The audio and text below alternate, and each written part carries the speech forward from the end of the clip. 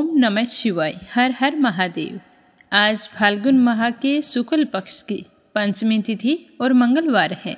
सभी श्रोताओं के मंगल जीवन की कामना करते हुए शुरू करते हैं आज की कथा। बोलो गणेश जी महाराज की जय हो। एक समय की बात है, गणेश जी ने पृथ्वी के मनुष्यों की परीक्षा लेने का विचार बनाया तो वे अपना रूप बदलकर एक छोटे से बच्चे का रूप धारण करके पृथ्वी पर घूमने लगे और हाथ में एक चम्मच में दूध ले लिया और दूसरे हाथ में चुटकी भर चावल ले लिए और गली गली घूमकर आवाजें लगाने लगे कि कोई भाई मुझे खीर बना दो, कोई मुझे खीर बना दो। दूध और चावल तो मेरे पास हैं, कोई है जो मुझे खीर बना दे। तो उस बालक की इस तरह की बातें सुनकर सारे लोग हंसने लगे, कहने लगे कि भला इतने से दूध से कोई खीर बनती है। पर गणेश जी इसी तरह आवाजें लगाते रहे। एक गांव के बाद दूसरे गांव में इसी तरह चक्कर लगाते पुकारते घूम रहे थे। कोई भी खीर बनाने के लिए तैयार नहीं हुआ। सुबह से शाम हो गई।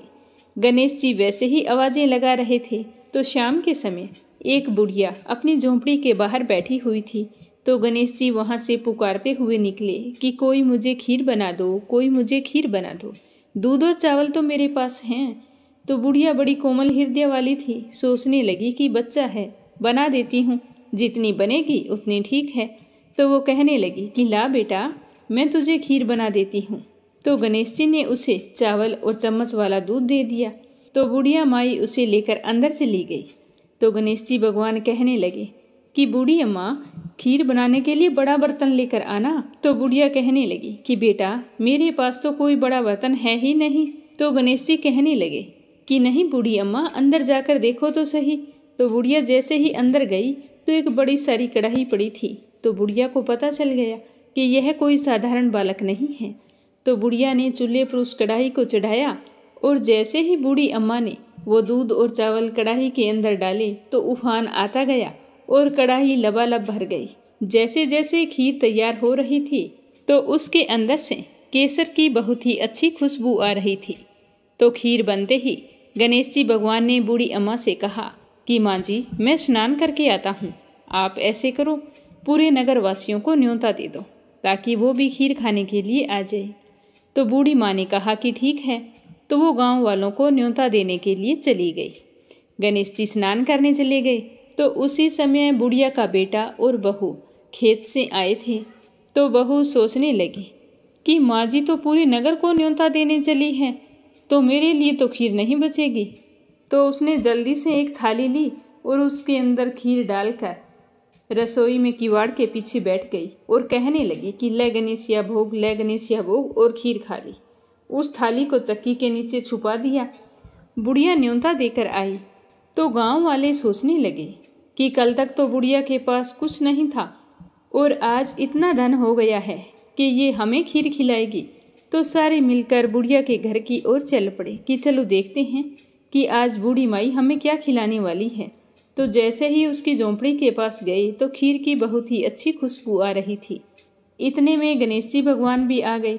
तो बुढ़िया माई कहने लगी कि गणेशिया भोग लगा ले, गांव वाले आ गए हैं, उन्हें खीर परोसनी है। तो गणेश जी कहने लगा कि बूढ़ी माई, मैंने तो भोग लगा लिया। तो बुढ़िया कहने लगी कि आपने भोग कब लगाया? अभी तो आप बाहर से आ रहे हैं। तो वो कहने लगा कि माई, मुझे तो तुम्हारी बहू ने भोग लगा दिया है। अगर विश्वास नहीं हो तो चक्की के नीचे देख लो, थाली पड़ी है, उसके अंदर 2 चावल चिपके हैं। तो बूढ़ी माई ने चक्की के नीचे जाकर देखा तो सच में थाली पड़ी थी और उसमें 2 चावल चिपके हुए थे। तो वो समझ गई कि गणेश जी भगवान सच कह रहे हैं। तो फिर बुढ़िया ने सारे गांव वालों को खीर परोसी। तो सारे गांव वाले खूब तारीफ कर करके खीर खा रहे थे। फिर भी वो खीर खत्म होने का नाम नहीं ले रही थी। तो बुढ़िया गणेश जी से कहने लगी कि गणेशिया, अब मैं इस खीर का क्या करूं? ये तो कढ़ाई वैसी की वैसी ही भरी पड़ी है। तो उसने कहा कि बुढ़िया माई, सुबह न्योता और दे देना, एक बार सारे नगरवासियों को खीर खिला देना। तो बुढ़िया माई ने सुबह फिर उन्हें बुलाया, फिर भी खीर खत्म होने का नाम नहीं ले रही थी। तो इस खीर का समाचार राजा के कानों में पड़ गया। तो राजा ने अपने सैनिकों को भेजकर कहा कि जाओ, उस बुढ़िया के पास से उस खीर की कढ़ाई को यहाँ लेकर आओ। तो राजा के आदमी आज्ञा पाते ही बुढ़िया के घर चली गई और वहाँ जाकर कहने लगी कि बूढ़ी अम्मा, इस कढ़ाई का आपके घर में क्या काम है? ये कढ़ाई तो राजमहल में शोभा देती है। तो यह कहकर वो कढ़ाई वहाँ से उठाकर राजमहल में ले आई। जैसे ही महल में लाकर उस कढ़ाई को रखा तो उस कढ़ाई के अंदर कीड़े मकोड़े बिलबिलाने लगे, सांप बिच्छू जहरीले जानवर घूमने लगे और बुरी तरह से बदबू आने लगी। तो यह देखकर राजा को बड़ी ही हैरानी हुई। उन्होंने बुढ़िया को बुलाया और कहा कि बूढ़ी माई, ये सब क्या है? ये ले जा तेरी कढ़ाई, पता नहीं क्या जादू टोना करती है। तुम्हारे घर में तो खुशबू आ रही थी और यहाँ लाते ही इस खीर में कीड़े मकोड़े पैदा हो गए हैं और कितनी बदबू आ रही है। तो वो बुढ़िया कहने लगी कि महाराज, आप देते तो पहले देते, ये तो मुझे गणेश जी भगवान ने दिया है। यह कहकर वो उस कढ़ाई को वहाँ से अपनी झोंपड़ी पर ले आई और गणेश जी भगवान को याद करके कहने लगी कि गणेश जी भगवान, अब इस कढ़ाई का मैं क्या करूँ? तो गणेश जी वहाँ पर प्रकट हुए और कहने लगे कि बूढ़ी माई, इस कढ़ाई को तुम घर के एक कोने में गाड़ दो और सुबह उठकर देख लेना। ऐसा कहकर अंतर्ध्यान हो गए। तो बुढ़िया माई ने जैसा गणेश जी ने कहा था वैसा ही किया। तो सुबह जब बूढ़ी माई की आंख खुली तो देखा झोंपड़ी की जगह सुंदर महल खड़ा था और जिस जगह उन्होंने कढ़ाई दबाई थी उस जगह को खोद कर देखा तो उस जगह सोनों की मोहरों से भरे हुए 2 घड़े निकले। तो यह देखकर बुढ़िया और उसकी बहू बहुत ही खुश हुई और दोनों गणेश जी भगवान का जयकारा लगाने लगी। उसी दिन से बुढ़िया और उसकी बहू दोनों ही प्रतिदिन गणेश जी भगवान की पूजा करने लगी।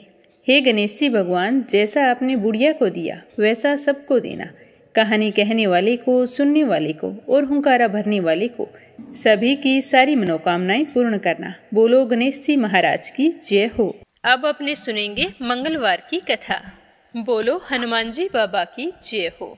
एक बार नेमिषारण्य तीर्थ में 88,000 मुनि एकत्रित होकर सूत जी से पूछने लगे कि हे महामुनि, आपने हमें अनेक पुराणों की कथाएं सुनाई हैं। अब कृपया करके हमें कोई ऐसा व्रत और उसकी कथा बताइए जिसके करने से संतान की प्राप्ति हो तथा मनुष्य को रोग, शोक, अग्नि, सर्प आदि का भय न रहे। कलयुग में सभी जीवों की आयु बहुत ही कम होती है। अगर उन्हें इस तरह रोग और चिंता के कष्ट लगे रहेंगे तो वे श्री हरि के चरणों में अपना ध्यान कैसे लगा पाएंगे? तो श्री सूत जी ने कहा कि हे मुनियों, एक बार युधिष्ठिर ने भगवान श्री कृष्ण से लोक कल्याण के लिए यही प्रश्न किया था। भगवान श्री कृष्ण और युधिष्ठिर का संवाद आज मैं आपके सामने कहता हूँ, आप ध्यान देकर सुनना। एक समय हस्तिनापुर की राजसभा में योगीराज श्री कृष्ण बैठे हुए थे। तब युधिष्ठिर ने भगवान श्री कृष्ण से प्रश्न किया कि हे प्रभु, हे नंद नंदन गोविंद, आपने मुझे अनेकों कथाएं सुनाई हैं। आज कृपया करके मुझे कोई ऐसा व्रत या कथा सुनाइए जिसके करने से मनुष्य रोग, चिंता तथा भय से मुक्त हो जाए तथा उसे पुत्र की प्राप्ति हो। हे प्रभु, बिना पुत्र मनुष्य का जीवन व्यर्थ है, क्योंकि बिना पुत्र के मनुष्य नरक का गामी होता है। पुत्र के बिना मनुष्य का पितर ऋण से छुटकारा नहीं हो पाता। उसके पितर लोक में सदा अतृप्त रहते हैं। अतः कोई पुत्रदायक व्रत बतलाइए। तो भगवान श्री कृष्ण कहने लगे कि हे राजन, मैं आपको एक प्राचीन इतिहास सुनाता हूँ, आप उसे ध्यान देकर सुनना। कुंडलपुर नाम के नगर में एक बुद्धिमान ब्राह्मण रहता था। उसका गुजारा मुश्किल से होता था। उसे अपने गरीब होने का उतना दुख नहीं था जितना कि उसके संतान न होने के कारण वह दुखी रहता था। उसकी पत्नी सुनंदा पतिव्रता नारी थी। वह भक्तिपूर्वक श्री हनुमान जी की आराधना किया करती थी। मंगलवार के दिन व्रत करके अंत में भोजन बनाकर हनुमान जी को भोग लगाने के बाद स्वयं भोजन करती थी। एक दिन मंगलवार को गृह कार्य अधिक होने के कारण वह हनुमान जी को भोग लगाना भूल गई, जिससे उसे बहुत ही दुख हुआ। तो उसने उस दिन खुद भी भोजन नहीं किया और मन ही मन प्रण लिया कि मैं अब अगले मंगलवार को ही हनुमान जी को भोग लगाकर अन्न जल ग्रहण करूंगी। तो 6 दिन तक ब्राह्मणी सुनंदा अपने पर्ण के अनुसार भूखी प्यासी और निराहार रही, परंतु 7वें दिन मंगलवार को वह प्रातः ही बेहोश होकर गिर पड़ी। सुनंदा की इस असीम भक्ति से श्री हनुमान जी बहुत ही प्रसन्न हुए और उसके सम्मुख प्रकट होकर कहने लगे कि सुनंदा, मैं तेरी भक्ति से बहुत ही प्रसन्न हूँ, तू उठ और वरदान मांग। सुनंदा अपने आराध्य देव हनुमान जी को अपने समक्ष देखकर बहुत ही खुश हुई और उनके चरणों में गिर पड़ी और कहने लगी कि हे प्रभु, मेरे कोई संतान नहीं है, अतः आप मुझे संतान प्राप्ति का आशीर्वाद प्रदान करें। तो सुनंदा की बात सुनकर हनुमान जी ने कहा कि तुम्हारी इच्छा अवश्य पूर्ण होगी। तुम्हारे यहाँ एक कन्या जन्म लेगी, उसके अष्टांग प्रतिदिन सोना दिया करेंगे। इस तरह वरदान देकर हनुमान जी अंतर्ध्यान हो गई और ब्राह्मणी सुनंदा बहुत ही खुश हुई और चूरमा बनाकर हनुमान जी को भोग लगाया। फिर अपने व्रत का पारण किया। जब उसका पति घर आया तो वह बहुत ही खुश होकर भगवान का दिया हुआ वरदान अपने पति को बताया। तो लड़के के बारे में सुनकर ब्राह्मण देवता पहले तो दुखी हुए, परंतु सोना मिलने की बात सुनी तो वो प्रसन्न हो उठे। सोचने लगे कि अगर ऐसी कन्या मेरे घर जन्म लेगी तो मेरी तो सारी गरीबी दूर हो जाएगी। तो हनुमान जी की कृपा से 10वें महीने ब्राह्मणी ने बहुत ही सुंदर कन्या को जन्म दिया। 10वें दिन ब्राह्मण ने अपनी उस बालिका का नामकरण संस्कार करवाया। तो उनके कल पुरोहित ने उस बालिका का नाम रत्नावली रखा। रत्नावली ने अपने पिछले जन्म में मंगल देव के व्रत किए थे, तो उसके पुण्यों के प्रभाव से रतनबाला का अष्टांग प्रतिदिन बहुत सारा सोना देता था। उस सोने से नंदा ब्राह्मण बहुत ही धनवान हो गया और ब्राह्मणी सुनंदा में भी इस बात का अभिमान आ गया। ऐसे ही समय बीतता गया। जब रत्नावली 10 बरस की हुई तो सुनंदा ने अपने पति से कहा कि स्वामी, हमारी बेटी विवाह योग्य हो गई है, अतः हमें कोई सुंदर तथा योग्य वर देखकर उसका विवाह कर देना चाहिए। तो यह बात सुनकर नंदा ब्राह्मण कहने लगा कि हमारी बेटी रत्नावली अभी तो बहुत छोटी है, अभी से क्यों परेशान होती हो। तो ब्राह्मणी कहने लगी कि हे पतिदेव, रजस्वाला का दान देने वाले माता पिता को घोर नरक की प्राप्ति होती है। तो अपनी पत्नी की बात सुनकर नंदा ब्राह्मण कहने लगा कि हमारी बेटी तो अभी 10 बरस की हुई है और मैंने तो 16-16 साल की कन्याओं के विवाह करवाए हैं, अभी क्या जल्दी है। तो ब्राह्मणी सुनंदा कहने लगी कि आप ये सब लोभ के कारण कह रहे हैं। आप ब्राह्मण हो और ब्राह्मण को शास्त्रों के आदेश का पालन करना चाहिए। नंदा ब्राह्मण के पास अपनी पत्नी के बात का जवाब नहीं था। वह कहने लगा कि ठीक है, मैं कल ही योग्य वर की तलाश में अपना दूत भेज दूंगा। दान भी तो सुपात्र को ही दिया जाता है। दूसरे दिन ब्राह्मण ने दूत को बुलाया और कहा कि जैसी सुंदर मेरी बेटी है, वैसा ही सुंदर और योग्य वर उसके लिए तलाश कर लाओ। तो दूत स्वामी की आज्ञा पाकर वर खोजने के लिए चल पड़ा। अनेक नगरों में घूमने के बाद वह पंपाई नगर में जा पहुंचा। वहां एक सुंदर ब्राह्मण के लड़के को देखा जिसका नाम सोमेश्वर था। वह बहुत ही गुणवान था। तो दूत ने उस ब्राह्मण के लड़के से सब कुछ पूछा और जानकर वापिस आ गया। आकर उस सुंदर और गुणवान लड़के के बारे में ब्राह्मण नंदा को बताया।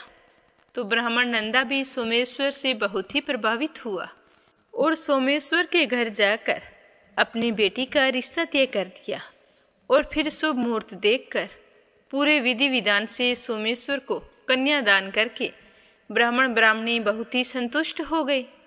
पर लोभी ब्राह्मण नंदा ने रतनबाला का कन्यादान तो कर दिया, परंतु वह मन में बहुत ही उदास और दुखी था। वह विचार कर रहा था कि रतनबाला तो अब ससुराल चली जाएगी, अब इसे जो सोना मुझे मिलता था वो तो बंद हो जाएगा, और जो कुछ मेरे पास धन बचा कर रखा हुआ था वह तो इसके विवाह में खर्च हो गया, और जो धन शेष है वो थोड़े ही दिनों में समाप्त हो जाएगा और मैं फिर से गरीब हो जाऊंगा। तो मुझे कोई ऐसा उपाय करना चाहिए जिससे रतनबाला मेरे घर पर ही रहे। तो इस तरह सोचते सोचते उसने एक क्रूर निर्णय ले लिया। उसने विचार किया कि जब सुबह रतनबाला का पति सोमेश्वर उसे अपने साथ घर लेकर जा रहा होगा, तब मार्ग में ही मैं उसका वध करवा दूंगा और फिर रतनबाला को अपने साथ घर ले आऊंगा, जिससे मुझे रोजाना सोना भी मिलता रहेगा और मैं लोगों के नज़र दोष से भी बच जाऊंगा। कोई मुझे यह नहीं कहेगा कि मैंने अपनी बेटी का विवाह नहीं किया, क्योंकि ब्राह्मण परिवार में कन्या का विवाह सिर्फ एक ही बार किया जाता है। तो यह तो बहुत ही अच्छा उपाय है। यह सोचकर वो सो गया। प्रातःकाल हुई। नंदा और सुनंदा ने अपने जमाता तथा पुत्री को बहुत सारा धन देकर विदा किया। सोमेश्वर अपनी पत्नी रत्नावली को लेकर अपने नगर की तरफ चल पड़ा। ब्राह्मण नंदा ने जिस तरह से क्रूर निर्णय लिया था, उसको अंजाम देने के लिए अपने दूत को भेज दिया और कहा कि मार्ग में ही मेरे जवाई का वध कर देना। तो दूत मार्ग में छिप कर बैठ गया और जैसे ही सोमेश्वर उस छिपे हुए स्थान के पास से गुजरने लगा, तो ब्राह्मण के दूत ने उसका वध कर दिया और यह समाचार ब्राह्मण तक भी पहुंचा दिया।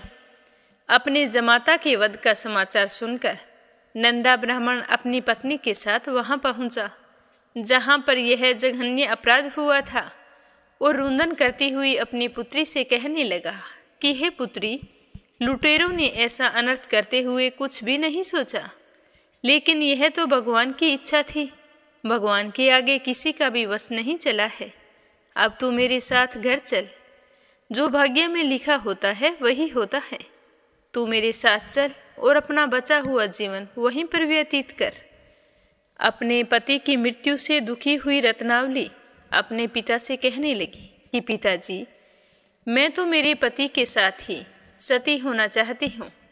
जब मेरे पति ही नहीं हैं, तो मेरे जीने का क्या फायदा। तो रत्नावली के माता पिता ने उसे बहुत समझाया, लेकिन वो नहीं मानी। उसने तो मरने की ठान ली थी।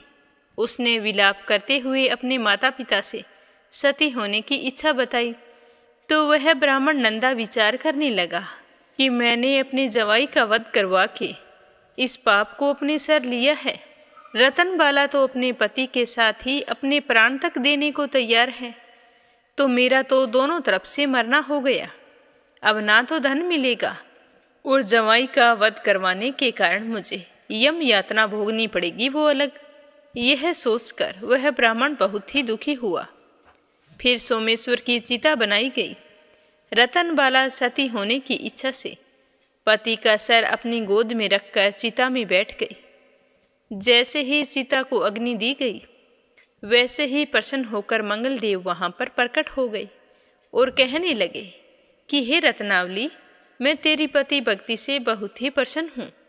तू वरदान मांग। तो रतनबाला ने अपने पति का जीवन दान मांगा। तो मंगलदेव कहने लगे कि रतनबाला, तेरा पति अजर अमर है। इसके अलावा तेरी कोई और इच्छा हो तो वो मांग।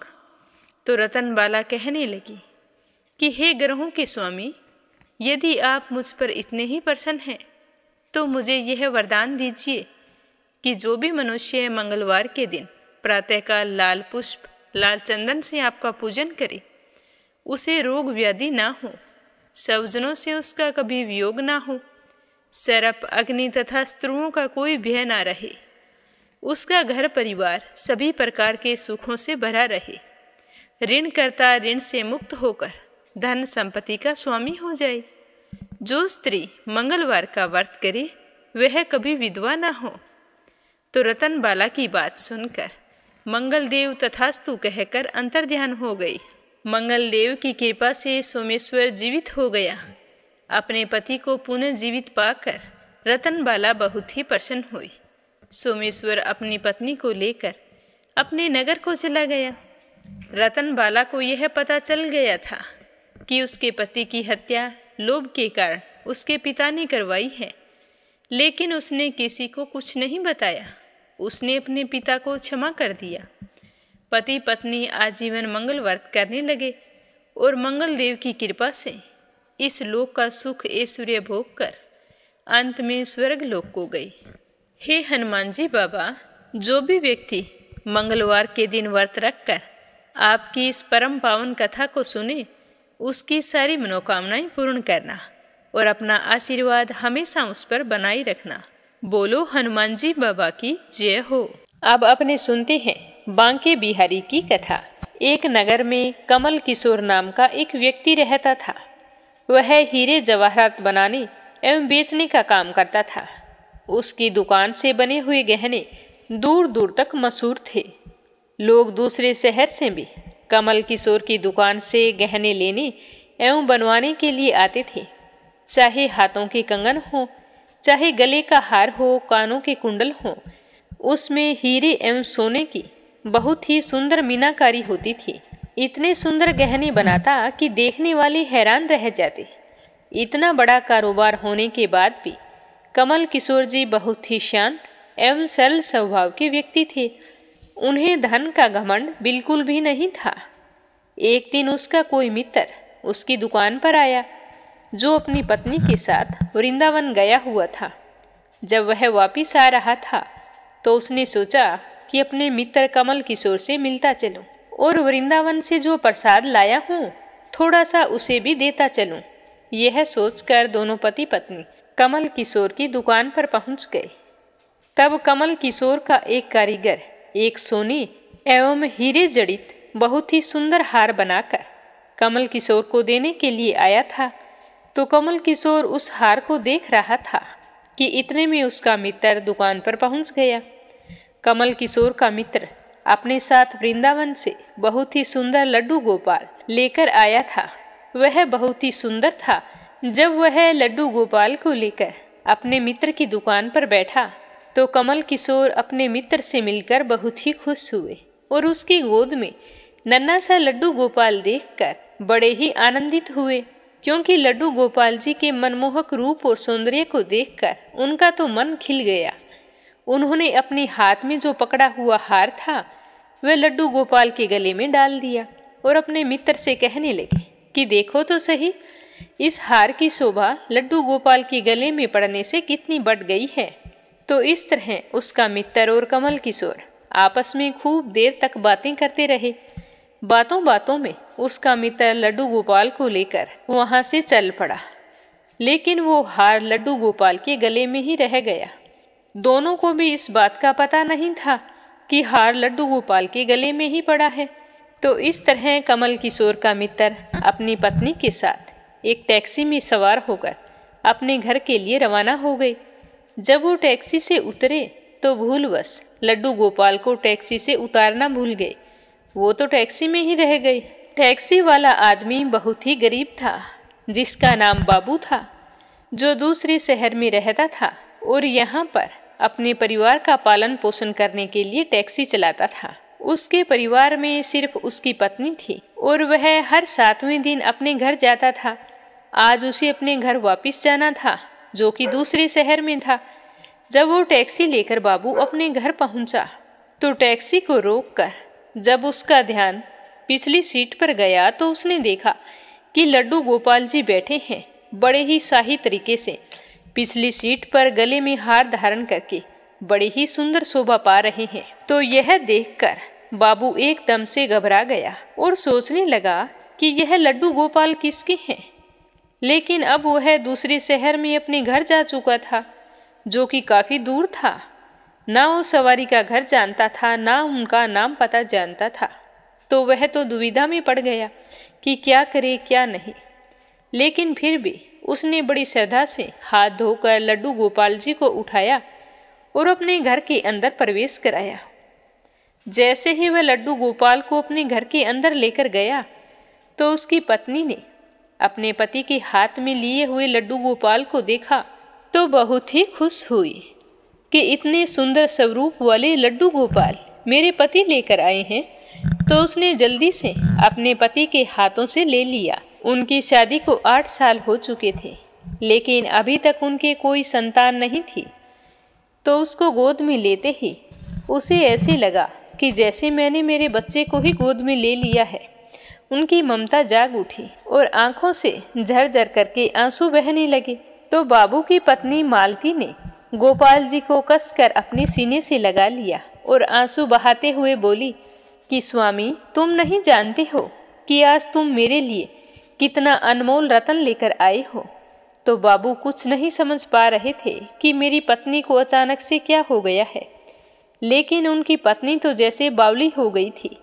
वह गोपाल जी को जल्दी जल्दी अंदर ले गई और उससे बातें करने लगी। कहने लगी कि अरे लल्ला, इतनी दूर से आए हो, तुम्हें भूख लग गई होगी। फिर उसने जल्दी जल्दी मधु एवं घी से बनी हुई चूरी बनाकर और साथ में दूध लेकर ठाकुर जी को भोग लगाया। बाबू अपनी पत्नी मालती को खुश देखकर बहुत ही खुश था, क्योंकि उसकी पत्नी संतान के लिए बहुत ही उदास रहती थी। भगवान को भोग लगाने के बाद में दोनों खुशी खुशी भोजन करके सो गए। उधर कमल किशोर जी ने जब अपनी दुकान पर हार को देखा तो वो नहीं मिला।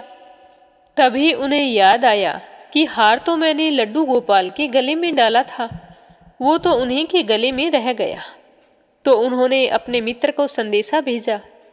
तो मित्र ने आगे से जवाब दिया कि मेरे प्यारे मित्र कमल किशोर, वह माखन चोर, चित चोर, हार सहित खुद ही चोरी हो गया है। मैं तो खुद परेशान हूँ। मैं उसे वृंदावन से कितने प्रेम से लेकर आया था, वो तो उस दिन उसी टैक्सी में रह गया। अब कमल किशोर तो परेशान हो गया और सोचने लगा कि ना जाने इतना कीमती हार कहाँ चला गया है। मेरे तो लाखों का नुकसान हो गया। लेकिन फिर भी अपने सरल स्वभाव के कारण अपने मित्र को कुछ नहीं कहा और मन में सोचने लगे कि चलो कोई बात नहीं, मेरा हार तो ठाकुर जी के अंग लग गया है। अगर मेरी भावना सच्ची है तो ठाकुर जी उसको पहने रखें। उधर बाबू एवं उसकी पत्नी मालती दिन रात ठाकुर जी की सेवा करते, उसे अपने बेटे के समान ही मानते थे। तो उन पर लड्डू गोपाल की कृपा हुई। मालती के घर एक बहुत ही सुंदर बेटी ने जन्म लिया। तो वो दोनों पति पत्नी बहुत ही खुश हुए और कहने लगे कि यह तो सब लड्डू गोपाल का चमत्कार है। अब हमारे यहाँ एक बेटा और एक बेटी है। अब तो हमारा परिवार पूरा हो गया है। मालती लड्डू गोपाल जी को इतना स्नेह करती थी कि रात में उठ उठ कर देखती थी कि लड्डू गोपाल जी को कोई कष्ट तो नहीं है। उसके खाने पीने से लेकर सोने तक खूब ध्यान रखती थी। रात में उन्हें चादर उड़ाती कि कहीं सर्दी न लग जाए, गर्मी में पंखा झालती। इसी तरह समय बीतता जा रहा था। एक दिन कमल किशोर व्यापार के सिलसिले में उसी शहर में जाना पड़ा जहां बाबू रहता था। लेकिन जब कमल किशोर उस शहर में पहुंचे तो अचानक से इतनी तेज बारिश शुरू हो गई कि कमल किशोर जी को जहां पहुंचना था वहां पहुंच नहीं पाए और बस स्टैंड पर खड़े बारिश के रुकने का इंतजार कर रहे थे। तभी वहां पर बाबू अपनी टैक्सी लेकर आया और उसने परेशान कमल किशोर को पूछा कि बाबूजी, आप यहाँ क्यों खड़े हो? बारिश तो रुकने वाली नहीं है।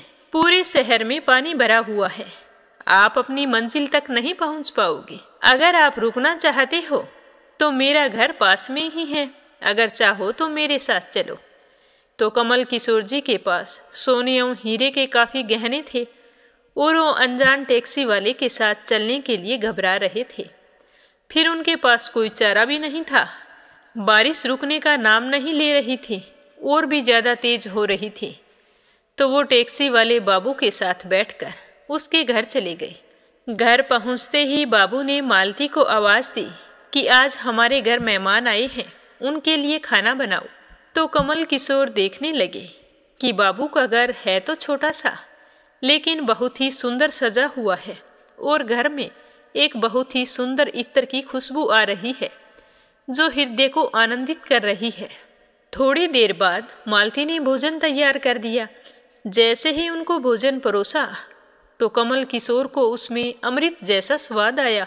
भोजन करते समय कमल किशोर का ध्यान बार बार उसी दिशा की तरफ जा रहा था जहाँ पर ठाकुर जी विराजमान थे।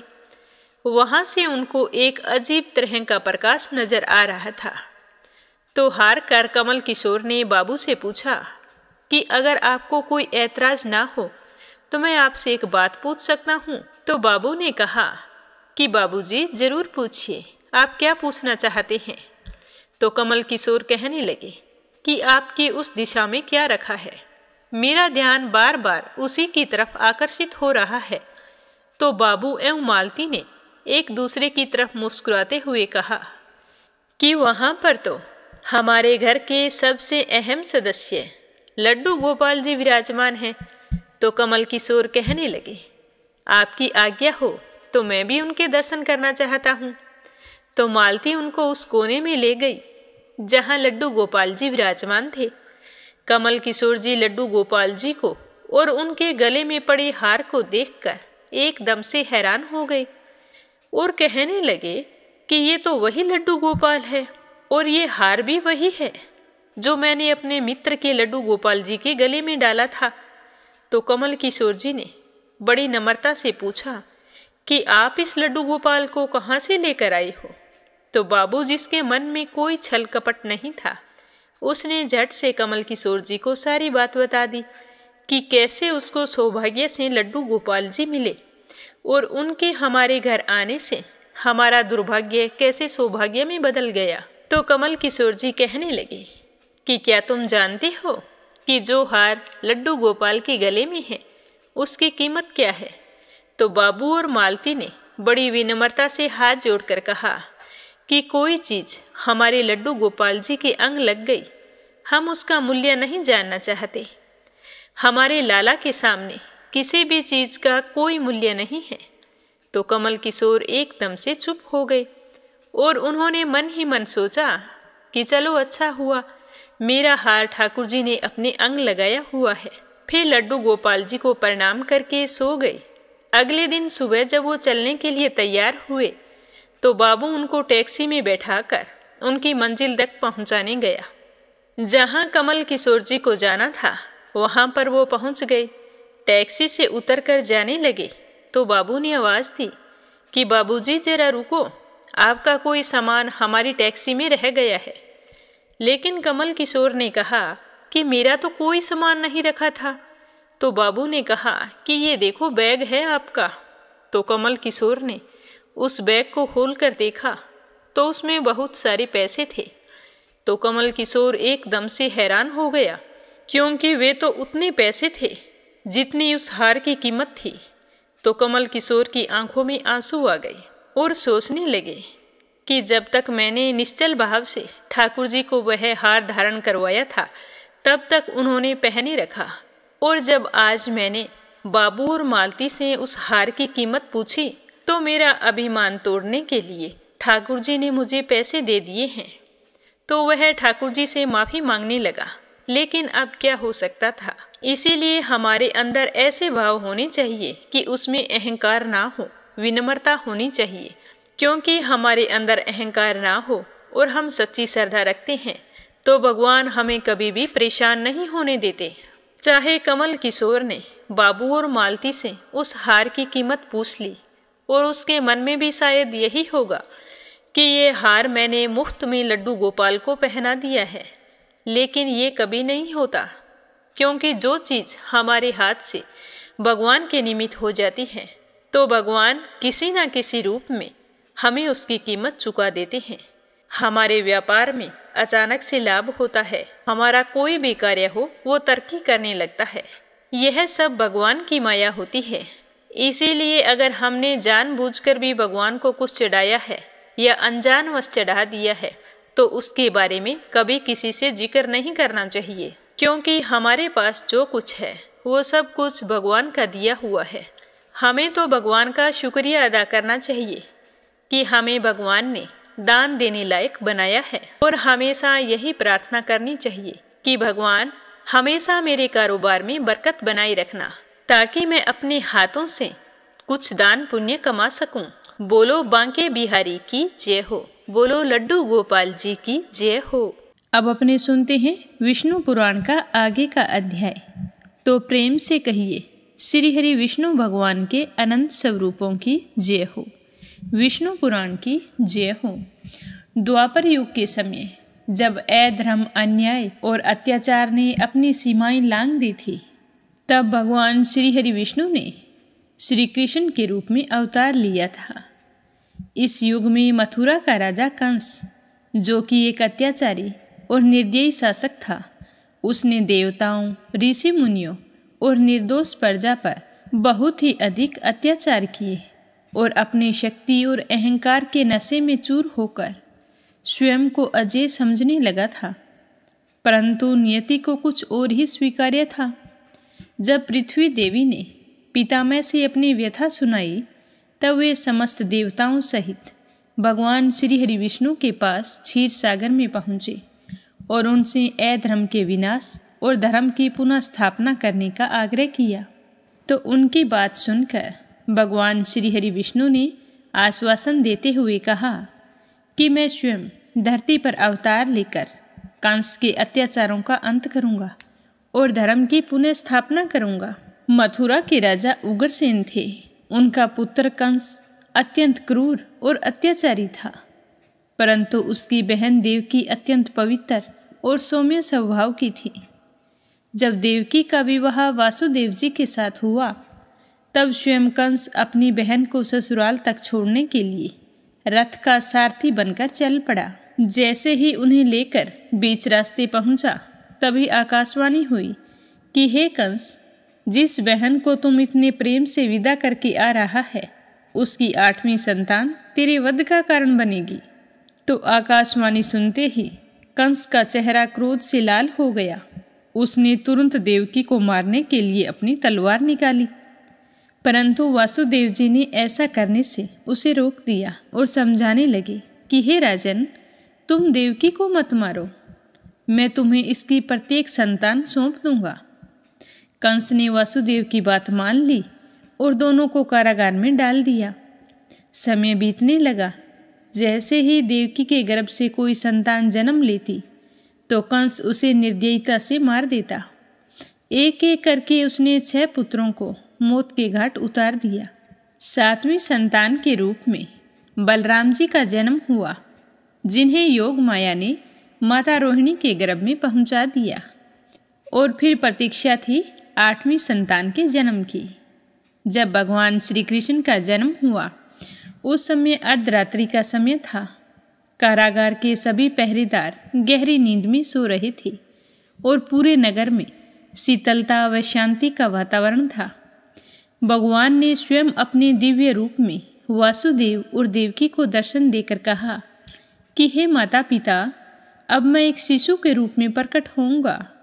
आप मुझे गोकुल में नंद बाबा के घर छोड़ आएं, जहाँ यशोदा माता ने अभी अभी एक कन्या को जन्म दिया है। उस कन्या को आप यहाँ ले आएं। कहते हैं कि जब भगवान श्री कृष्ण का जन्म हुआ, तो कारागार के द्वार अपने आप खुल गई। वासुदेव जी के बंधन स्वतः ही टूट गए और बाहर यमुना नदी ने उनके लिए जाने का रास्ता बना दिया। फिर वासुदेव जी कान्हा जी को टोकरी में रखकर गोकुल की ओर चल पड़े। जब वे यमुना पार कर रहे थे, तब यमुना ने अपने जल को श्री कृष्ण के चरणों को स्पर्श करने के लिए ऊपर उठा लिया। उस समय बहुत ही जोरों की वर्षा हो रही थी, तो शेषनाग ने स्वयं अपने फण तान कर कान्हा की रक्षा की थी। जब वासुदेव जी कान्हा को लेकर नंद बाबा के घर पहुँचे, तो देखा कि माता यशोदा के पास एक कन्या सो रही है। तो उस नवजात कन्या को उठाया और कान्हा को वहां पर लेटाकर मथुरा लौट आए। जब कंस को खबर मिली कि देवकी के गर्भ से एक और संतान उत्पन्न हुई है, तो वह जल्दी से कारागार में पहुंचा और उस नवजात कन्या को उठाकर पत्थर पर पटकना चाहा, किंतु वह कन्या तो योग माया थी, जो तुरंत ही आकाश में उड़ गई और अपने दिव्य रूप में प्रकट होकर कहने लगी कि अरे दुराचारी कंस, तू मुझे मारने चला था। तुझे मारने वाला तो गोकुल में जन्म ले चुका है। मुझे मारने से क्या होगा? अब तो तेरा अंत निश्चित है। तो यह सुनते ही कंस अत्यंत क्रोधित हो गया। कंस ने अपने राक्षसों को आदेश दिया कि गोकुल में जितने भी नवजात शिशु हैं, उन सभी को मार डालो, जिससे कि श्री कृष्ण का भी अंत हो जाए। और उसके बाद पूतना नाम की एक राक्षसी को वहां पर भेज दिया, जो कि एक स्त्री का रूप धारण करके गोकुल पहुंच गई। उसने श्री कृष्ण को विष युक्त दूध पिलाकर मारने की कोशिश की थी, किंतु भगवान श्री कृष्ण ने उसके दूध के साथ उसके प्राणी खींच लिए, जिससे उस पूतना राक्षसी के वहीं पर प्राण पखेरु उड़ गए। इसके बाद में श्री कृष्ण ने कंस के द्वारा भेजे गए अनेक राक्षसों का वध किया।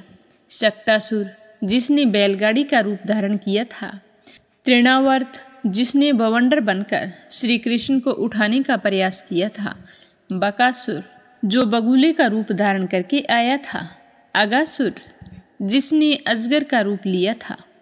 लेकिन भगवान श्री कृष्ण ने उन सब का अंत कर दिया। तो श्री कृष्ण के अद्भुत कारनामों को देखकर गोकुल के सभी लोग बहुत ही हैरान थे। जैसे जैसे भगवान श्री कृष्ण और बड़े हुए, उनकी कीर्ति चारों दिशाओं में फैलने लगी। जब कंस को इस बात का पता चला तो उसने एक योजना के तहत श्री कृष्ण और बलराम को अखाड़े में मल्ल युद्ध के लिए आमंत्रित किया। तो मथुरा पहुंचकर श्री कृष्ण ने सबसे पहले कुब्जा नामक स्त्री को उसके कुबड़ेपन से मुक्त किया। फिर उन्होंने कंस के साथ क्रूर हाथी कुवलियापिड़ को मार गिराया। अंततः अखाड़े में श्री कृष्ण और बलराम ने कंस के 2 महान पहलवानों चारुण और मुष्टिक का वध कर दिया। और फिर उसके बाद कंस स्वयं श्री कृष्ण से युद्ध करने के लिए आगे बढ़े, परंतु श्री कृष्ण ने उससे पहले ही कंस को अपने सिंहासन से खींचकर भूमि पर गिरा दिया और अपने दिव्य पराक्रम से उसका संहार कर दिया। कंस का वध करने के बाद में श्री कृष्ण ने अपने नाना उग्रसेन को पुनः मथुरा का राजा बनाया और समस्त प्रजा को भयमुक्त किया। अब अधर्म का अंत हो चुका था और धर्म की पुनः स्थापना हो गई थी। पर इतना कुछ होने के बाद भी श्री कृष्ण का काम समाप्त नहीं हुआ था। अभी भी अनेक दुष्ट शक्तियां शेष बची थी, जिनमें से प्रमुख थी जरासंध, जो कि कंस का ससुर था। इसके बाद श्री कृष्ण ने द्वारिका की स्थापना की और आगे चलकर महाभारत युद्ध में महत्वपूर्ण भूमिका निभाई। क्योंकि भगवान श्री कृष्ण का उद्देश्य केवल कंस का वध करना नहीं था, उनका उद्देश्य था संपूर्ण पृथ्वी से अधर्म को समाप्त करना। कंस के मारे जाने के बाद उसका ससुर मगध नरेश जरासंध, जो कि बहुत ही अत्यंत बलशाली और क्रूर राजा था, वह बहुत ही क्रोधित हुआ। जरासंध ने प्रतिशोध लेने के लिए मथुरा पर 17 बार आक्रमण किया। हर बार भगवान श्री कृष्ण और बलराम जी ने उसकी सेना को पराजित किया, लेकिन उसे मारते नहीं थे, क्योंकि वो जानते थे कि उसका वध किसी और के हाथों से निश्चित है। परंतु बार बार युद्ध से मथुरा की जनता पीड़ित होने लगी थी। तब भगवान श्री कृष्ण ने यह निर्णय लिया कि मथुरा को छोड़कर एक सुरक्षित स्थान पर चले जाएं, पर उसके लिए मुझे नवीन नगरी की स्थापना करनी होगी। तो भगवान श्री कृष्ण ने समुद्र देवता से प्रार्थना की और उन्होंने समुद्र के भीतर एक सुंदर नगर बसाने की अनुमति दे दी। तो विश्वकर्मा ने भगवान की आज्ञा से द्वारिका नामक भव्य नगरी का निर्माण किया। यह नगरी समुद्र के भीतर इस प्रकार स्थित थी कि बाहरी शत्रु वहां तक नहीं पहुंच सकते थे। श्री कृष्ण ने समस्त यादवों को मथुरा से द्वारिका ले जाकर पुनः बसाया था। द्वारिका नगरी सोने चांदी और रत्नों से सुसज्जित थी और वहां पर सभी सुख सुविधाएं उपलब्ध थी। और इसी दौरान पृथ्वी पर नरकासुर नामक एक राक्षस अत्यधिक अत्याचार कर रहा था। उसने अनेक राजाओं को बंदी बना लिया और 16,100 कन्याओं का अपहरण करके अपने कारागार में डाल दिया था। तो भगवान श्री कृष्ण ने सत्यभामा को साथ ले जाकर नरकासुर का वध किया और उन सभी कन्याओं को मुक्त कराया। किंतु उन कन्याओं को यह भय था कि अब समाज में उन्हें कोई स्वीकार नहीं करेंगे। तब भगवान श्री कृष्ण ने उनकी रक्षा और सम्मान हेतु उन सभी से विवाह कर लिया और इस प्रकार वे सब की सब द्वारिका की रानियां बन गई। एक बार सत्राजित नामक यादव को सूर्य देवता से समयंतक मणि प्राप्त हुई, जो कि अपार सोना उत्पन्न करने की क्षमता रखती थी। परंतु वो मणि सत्राजित ने अपने भाई परसेन को दे दी थी। एक दिन परसेन उस मणि को पहनकर जंगल में शिकार करने के लिए चला गया और वहां पर उसकी हत्या हो गई। जब परसेन वापस नहीं आया तो स्त्राजित बहुत ही परेशान हो गया और श्री कृष्ण पर समयंतिक मणि चुराने और उसके भाई की हत्या करने का आरोप लगा दिया। तो भगवान श्री कृष्ण ने अपने माथे पर लगे इस कलंक को मिटाया और उस मणि को ढूंढकर पुनः स्त्राजित को लौटा दिया। इससे द्वारिका के लोग श्री कृष्ण की सत्यता और न्यायप्रियता से बहुत ही अधिक प्रभावित हुए। विदर्भ के राजा भीष्मक की पुत्री रुक्मिणी, जो कि अत्यंत रूपवती और गुणवान थी, उन्होंने मन ही मन श्री कृष्ण को पति रूप में स्वीकार कर लिया था। किंतु उसके भाई रुक्मी ने उनका विवाह शिशुपाल से करना तय किया था। पर रुक्मिणी तो भगवान श्री कृष्ण से विवाह करना चाहती थी। जब उसे पता चला कि रुक्मी ने उसका विवाह शिशुपाल से तय कर दिया है तो उसे बहुत ही दुख हुआ। फिर रुक्मिणी ने गुप्तचर के हाथों एक पत्र भेजकर भगवान श्री कृष्ण से सहायता मांगी। तो भगवान श्री कृष्ण विवाह के दिन रथ पर सवार होकर विदर्भ नगर पहुंच गए और रुक्मिणी को वहां से बलपूर्वक उठा लाए। उन्होंने रुक्मी को पराजित किया परंतु उसे मारा नहीं था। इस प्रकार रुक्मिणी और भगवान श्री कृष्ण का विवाह संपन्न हुआ था। एक बार भगवान श्री कृष्ण और बलराम हस्तिनापुर चले गए, जहां उन्होंने पांडवों और कुंती माता से भेंट की। वहां जाकर उन्हें दुर्योधन की कुटिल नीतियों का पता चला और भविष्य में महाभारत युद्ध की भूमिका तय हो गई। इस दौरान श्री कृष्ण ने अपने कौशल से द्रौपदी के संवर में अर्जुन की सहायता की, जिससे द्रौपदी का विवाह अर्जुन से हुआ था। और फिर युधिष्ठिर ने राजसूय यज्ञ करने का निर्णय लिया। तब सबसे बड़ा संकट था जरासंध। जरासंध अत्यंत शक्तिशाली था और कोई भी राजा उसे अकेले हरा नहीं सकता था। तब श्री कृष्ण ने भीम और अर्जुन के साथ मिलकर एक योजना बनाई और वे तीनों भेष बदलकर मगध नगरी में जा पहुँचे। श्री कृष्ण भगवान ने जरासंध को युद्ध की चुनौती दी और फिर जरासंध ने भीम से मल्ल युद्ध किया। यह युद्ध 27 दिन तक चला था। अंततः श्री कृष्ण के परामर्श से भीम ने जरासंध के शरीर को 2 टुकड़ों में फाड़ दिया और उसका वध कर दिया। इसके साथ ही युधिष्ठिर का राजसूय यज्ञ निर्विघ्न के संपन्न हुआ। जरासंध के मारे जाने के बाद भगवान श्री कृष्ण ने पांडवों का साथ दिया। उन्होंने शिशुपाल का वध किया, जो कि युधिष्ठिर के राजसूय यज्ञ में श्री कृष्ण जी का अपमान कर रहा था। और उसके पश्चात भगवान श्री कृष्ण ने दुर्योधन की कुटिलता को समझते हुए पांडवों को सचेत किया और द्रौपदी के चीरहरण के समय उसकी लाज बचाई थी। और फिर महाभारत का युद्ध होना निश्चित हो गया था। भगवान श्री कृष्ण ने अपने अवतार का मुख्य उद्देश्य अधर्म का नाश और धर्म की स्थापना करना था। महाभारत का युद्ध केवल 2 पक्षों की लड़ाई नहीं थी, बल्कि यह धर्म और अधर्म की परीक्षा थी। भगवान श्री कृष्ण ने देखा कि संसार में अधर्म बढ़ता ही जा रहा है। कौरवों का अत्याचार चरम पर था और पांडवों के साथ अन्याय किए जा रहा था। तो यह देखकर भगवान श्री कृष्ण को धर्म की रक्षा के लिए स्वयं आगे आना पड़ा। श्री कृष्ण ने देखा कि कौरव छल कपट से सारा राजपाट हड़पना चाहते हैं और पांडवों को कुछ नहीं देना चाहते।